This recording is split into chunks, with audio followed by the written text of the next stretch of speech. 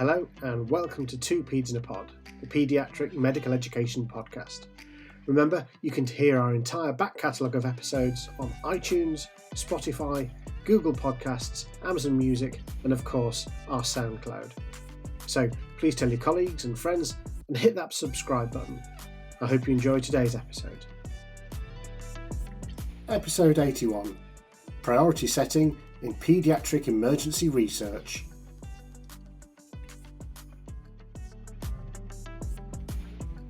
Hello and a very warm welcome back to Two Peds in a Pod, the paediatric medical education podcast, now in association with the lovely people at PERUKI. My name's Ian Lewins. I'm a consultant in paediatric emergency medicine based in Derby. And it's my very great pleasure to be joined today by Dr Charlotte Sloane, who is a paediatric research fellow based in Belfast. Good afternoon, Charlotte. How are you? Good afternoon. I'm good, thank you. How are you? I'm good. The weather is, as always, in Derby. It's beautifully sunny outside. It looks fairly nice with you in Belfast, which Do you know what? Yeah, it's our one good day a year. So this is summer for Belfast. Excellent. Yeah, definitely. So Two Peds has now joined up with the team at PERUKI, and for those who don't know, PERUKI is the Paediatric Emergency Research across the UK and Ireland group, and the PERUKI big project at the moment that you've been working on, Charlotte, is research about research in a way. It's trying to work out what are the things that we want to know. So how did you get involved in this project?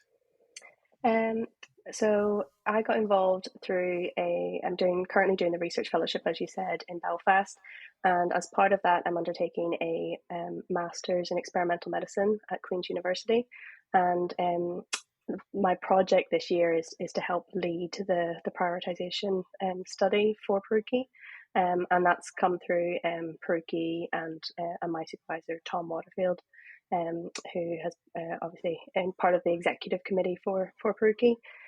So I got involved directly through that, and then I've taken on the role of the priority setting partnership coordinator and the information specialist as well for that. Perfect. So, in terms of what do we mean when we talk about priority setting? Can you explain a bit about that to us? Yeah, so it was all quite new to me as well at the beginning of this process. So I've definitely had to do a lot of research into what is research priority setting, and lots of places call it slightly different names, but it's basically coming up with a list of priorities that for a specific topic or area, and trying to get a large group of people kind of choosing these. And over time, these have developed. So I've done a previous literature search for pediatric emergency medicine priority settings, and the first one was actually in America in 1999, and since then it's gone on and kind of developed a bit more. But they're all very unique and very different, and all using slightly different methodologies. So over time, they've become a bit more structured frameworks to try and make them a bit more standardized, and most importantly, to try and get the inclusion of children, young people, families, and kind of the end users that are most affected by the research that we do, and getting them involved. Yeah, so that's a really important point, isn't it? It's not just researchers going, we think this is the important questions that we need to answer. It's also getting the people who are going to use our services to go, what's important to you as well. Yeah, absolutely. And I think there seems to be a lot of the time a disconnect on what healthcare professionals want to research and what is most important to kind of families and children. And it's very interesting. I think this whole process has been quite enlightening to learn kind of that we do become quite focused and narrowed down in this is the best treatment for this specific condition, whereas families care a lot more about the environment that they're cared for, and how they are cared for and how people talk to them, and sometimes those can be slightly less focused on within research. So it has been interesting to kind of start to get some of those opinions gathered. And of course, PERUKI have done this before, haven't they? This is Yeah, they did a sort of a, this is it 2015, something like that. yeah, exactly. 2015. It was Stuart Hartshorn, et al. Was the paper published in 2015, and so PERUKI was established in 2012. And what they quickly learned was that other research networks thrived after setting these priority setting partnerships, because what it really helps research kind of collaboratives do is focus your finite healthcare resources onto specific topics. And then, particularly with large research collaboratives where you've got lots of different centres, it helps avoid duplication of work and people going down different, slightly different avenues. So they quickly learned that they needed to do a research prioritisation.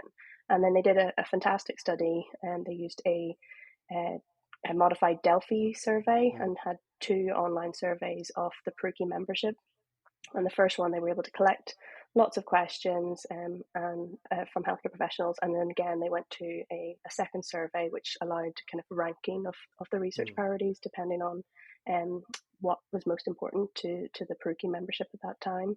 And the list that came out of it was fantastic. So it's gone on to do really high quality studies. So the petechiae in children study, the fish study about feasibility of kind of fluid management for children who are septic, and then the Eclipse study actually was the 21st priority, I think, on the list. So it's been able to come up with really big studies that have helped shape national guidelines for PEM and help improve clinical care. So it's helpful in just directing people to, these are something that we should focus on, and let's think about how we could specifically design a trial for that. Okay, so with that in mind, what have you done so far? And Yeah. the James Lind Alliance are not a 1970s sort of prog rock band, but what have you done? And tell me about the JLA. Yeah, I'll maybe start with who the JLA are. So, the James Lind Alliance, they're a non-profit organisation that are run through the National Institute for Health and Care Research, and their main focus is running research prioritisations, just one after the other. But they do that by including patients and the public member, not just in the surveys themselves, but within the steering group. They have a fundamental role in kind of designing the research prioritization and making sure that there's equal weighting to the voices that come through the surveys. Right. So they've been doing that since, I think, 2004, and have run hundreds and hundreds of research prioritizations. So the reason PERUKI wanted to work with them is they have an established methodology, and they have lots of experience of making sure that they include those voices, which had been kind of missed from the original study that PERUKI had done. So I've got involved with kind of setting it all up. So it's been a journey of learning about the whole process. So far what we have done, so we established a steering group, and we have 8 doctors, 6 nurses, 1 paramedic, 1 academic researcher, and 4 parents. And we meet every month as a steering group to kind of further the process of the prioritization. And then we wanted to originally have children and young people as part of the steering group. And we realized it wasn't quite feasible with school hours and work hours being the same. So we had to really think about how else we could get them included. And we had a fantastic young persons advisory group from Sunderland, who were really eager to take part. So they've been able to meet up with us in evenings and help us with kind of survey design and how to reword things, and trying to make things into kind of plain English, which a lot of us have lost the skill of speaking in plain, simple language. And they've been fantastic at just making sure that you think it through and thinking about other people. So we co-designed the first research survey with them, and it was designed using REDCap. Yep. And we wanted to make it accessible for all members. So we needed to represent healthcare professionals, children and young people, parents and carers, and then adolescents who, or not adolescents, adults who remembered experience of PEM care as children. So we were able to make it work with a lot of logistics through Red Cap, and doing lots of coding on the Yeah. survey to make it work. But you were able to use one online survey, and depending on your background, filter it through. And the young people who helped design the survey had suggested doing an easy read version and an advanced read version, which I think was really, really interesting, and allowed people to pick what they felt was best for them. And something that I found quite interesting was that quite a lot of healthcare professionals picked the easy read Easy version. read. Absolutely. I found that quite comical as we went along. And actually some of the younger people were picking the advanced read because they felt it was more suited for them. So the best laid plans don't often work out how you think that they might. So that was open. The survey was open for 8 weeks from February to March. And we had 305 completed responses from that. And quite a large proportion were healthcare professionals. I think it was 216, but we got 16 children and young people, and I think there was 69 parents and carers, and 6 adults with experience of PEM care.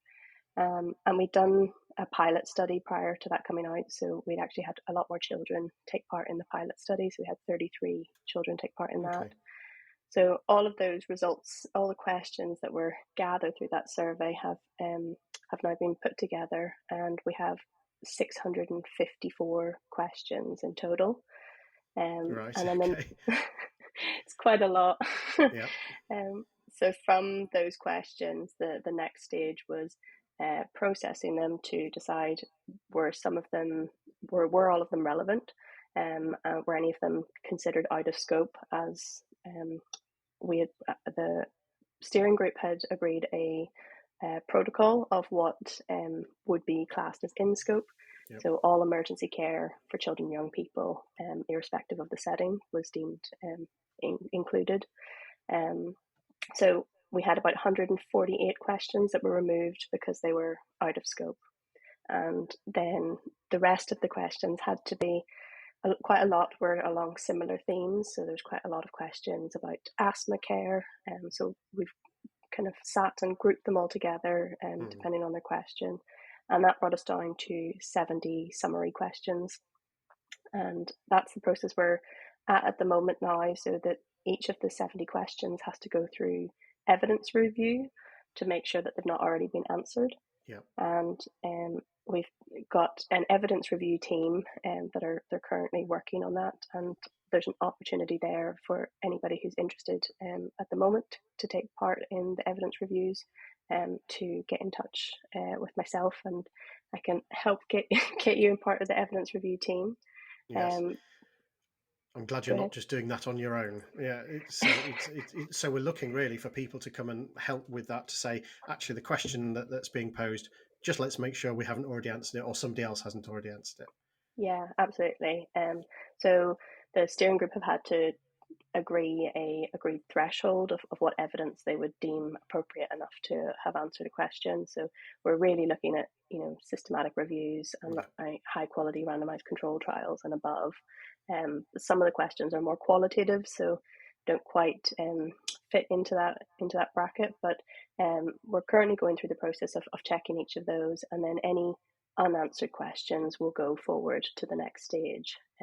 And the next stage will be a survey in hopefully June time to try and get members of the public, healthcare professionals, taking part and ranking their kind of top choices out of the list that's available.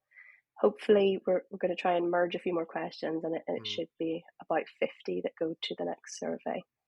And then after that survey, it will be narrowed down a wee bit more, and they'll go ahead to a final online workshop in September. And in September, the JLA have got such a rigorous process of trying to make sure that there's not bias creeping into to Yeah. the study. So from the steering group members, from kind of any of the processes. So they try and keep a kind of separate group of people that do the online workshop. So in September, we'll have 15 healthcare professionals and 15 kind of carers and parents that take part. So again, that's another area that we're going to be, once we've set a date, we're going to be looking for people who are interested in taking part in that process.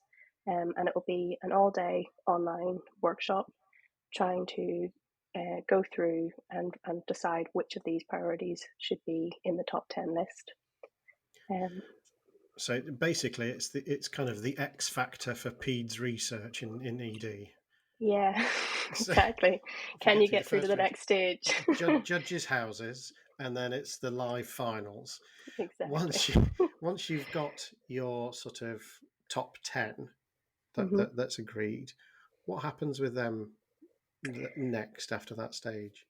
Yeah, so this is where the list, all of the questions that have been submitted will be open source at the end of the process. So again, to try and make sure that there's no bias and that it's free for people to review, all of those questions will be available, and kind of a flow chart of how they've got to the top 10.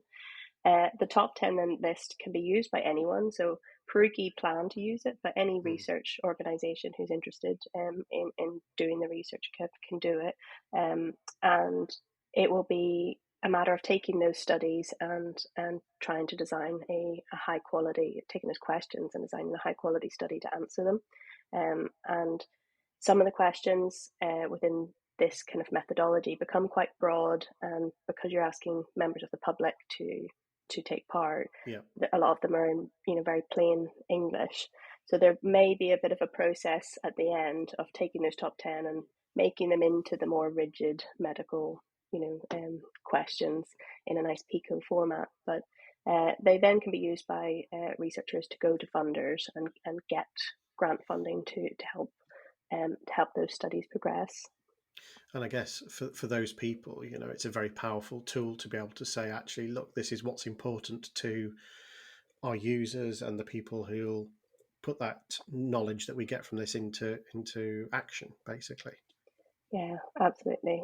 And I think, the success of the last research prioritization, I think it's really shown that having this list helps focus the researchers, and then you can come up with some really amazing studies. Like, I think the success of the last study, it was quite outstanding, and the results of it have really shaped national guidelines with how we care for children. So I think it's really exciting that the questions that people are submitting now could go on to help design amazing studies that can then really influence pediatric emergency care. And I guess that was kind of my next follow-on question would be of the last study from 2015, Mm. of those, top 10 questions, do you know how many of them got into research, and did we answer those questions? Yeah, so I've been doing some work on it at the moment, trying to see if any of them are unanswered.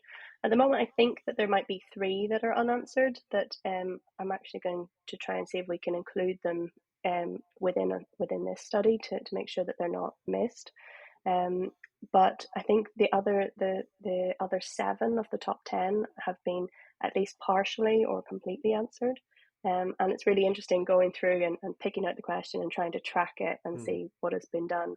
And some of the studies, like the fish study, where they did a huge feasibility trial and then realized that we just don't actually have the same numbers of children coming through presenting, in such extremists that they need such Yeah. vigorous resuscitation. So it wouldn't be feasible to design a long term study, because it would take years to recruit Mm. enough patients to make it statistically significant.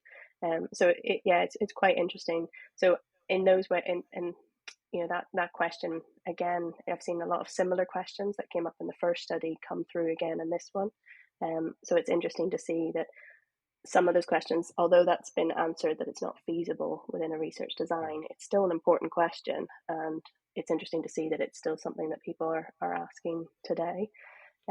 So yeah, I think I'm just double checking to make sure that there's no other work that I've missed, but I think there's potentially only three that have been unanswered from the top 10. But again, as I said, some of the questions lower down the priority list have then gone on to do amazing work as well. So with the Eclipse study, I think it was number 21, and that's, that's changed our Yeah, APLS handbook. yeah, so exactly. so it's very kind of interesting to see even ones that are ranked lower down the list. So don't know exactly how many we'll have that go to the final workshop, but we PERUKI will publish the list and promote it to try and encourage the research to be done in those areas. And I think it'd be exciting to see what work comes from this in 10 years down the line. Absolutely. So, I mean, it sounds really interesting, and for somebody like me who's very much a non-researcher, actually, that this is really interesting. This I can see why people get sort of so excited by it. Yeah. So, what are you looking for people to do? What do you want them to come and do for you and with Yeah. Peruki? So first of all, the evidence reviews are ongoing at the moment. So if anybody is interested in taking part in those, then I'd be interested in hearing from you. At the moment, what we're doing is going against that pre-designed kind of checklist of has it met this threshold of evidence, and if there's enough data there, we're going and doing best bets. So using the best bets website Yeah, to go through a structured format of this is what the evidence says, this is my appraisal of that evidence, and this is what the overall recommendation would be. And those can get picked up in multiple journals. So the Emergency Medicine Journal, the Archives of Diseases in Childhood also picks it up. I think there's two others as well. So there's a potential that they could be picked up for publication as well. So um, that's a nice bonus. yeah, And then you'll also get a certificate for taking part, which is great for the portfolio and ticking off those research research box. Yeah, tick boxes. So yeah, so if you're interested in that, then definitely get in touch. And then the next thing that everyone can do is if you see the next survey open, please take part. Please share your thoughts on what are the most important next steps, and share it with family members, your children, relatives. And I think the next survey should be easier to get people engaged with it, because we're not directly asking people to come up with a question, which can be quite a hard yeah. task to ask. It's more which of these already designed questions are important to you, and so publication of that and making people aware of it so that they get a chance to kind of shape the direction of future research would be amazing. So if people go, yeah, this is definitely something I want to get involved in, um, you've got, I think, some QR codes. Is that right? I'm sure I've seen some QR codes somewhere.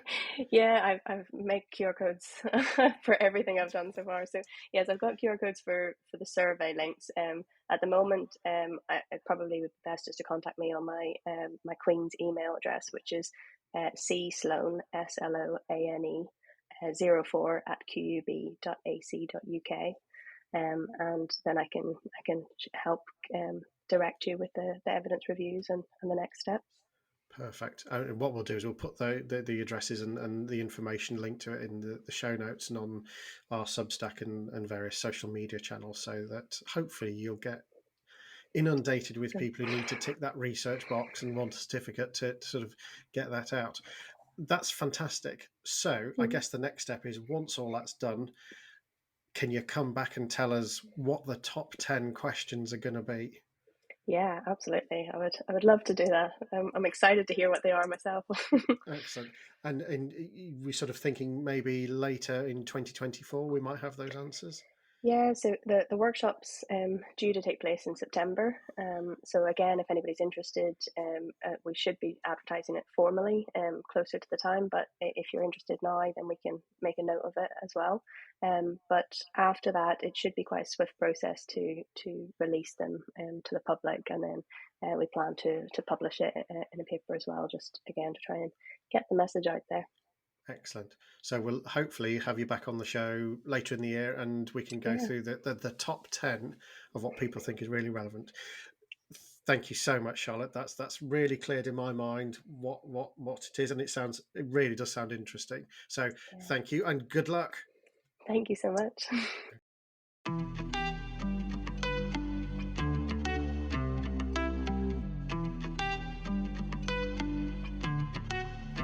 Thanks for taking the time to download our podcast this week. If you enjoy our podcasts, please tell your friends and colleagues, and subscribe to us on Spotify, iTunes, Google Podcasts, Amazon Music, and of course our SoundCloud. Thanks for listening.